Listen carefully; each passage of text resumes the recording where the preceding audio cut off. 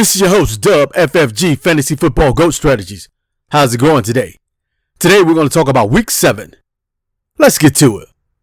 First, as always, go ahead and hit that like and subscribe button. You know it helps out with the algorithm, so that's definitely going to help us with our supporters and sponsors. Thank you so much. First up is the Week 6 recap. As expected, there were surprises, and those surprises came in the form of first-time losses. 49ers and Eagles both took unexpected losses, but again, you didn't expect anybody to go undefeated all season. But they did show weaknesses in their teams, particularly in their defenses. Eagles defense, as was suspected earlier on in the preseason, their weakness is their secondary. 49ers defense, they suffer some injuries. So a third string quarterback with the Browns beat their defense. Though San Fran had a chance to win at the end with the field goal, they still lost. So the 49ers, their defense is still elite. However, it did show a weakness against a team that had an inferior offense.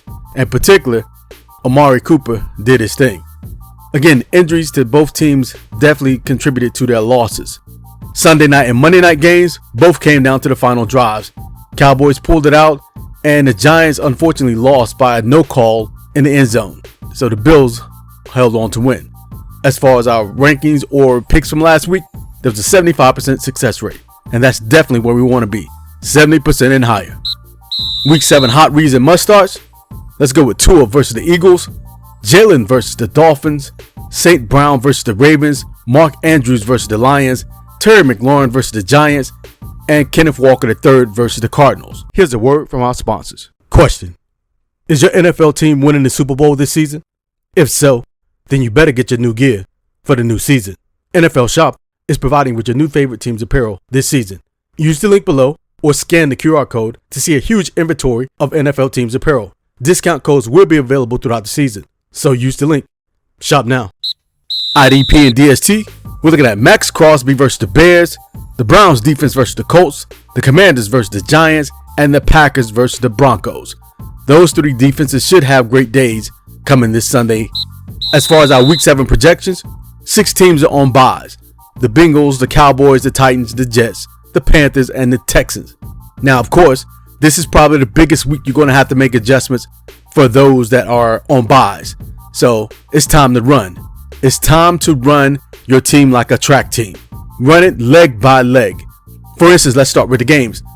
Typically, Thursday night games, you want to try to avoid those with your fantasy players. Why? Because it's a short week.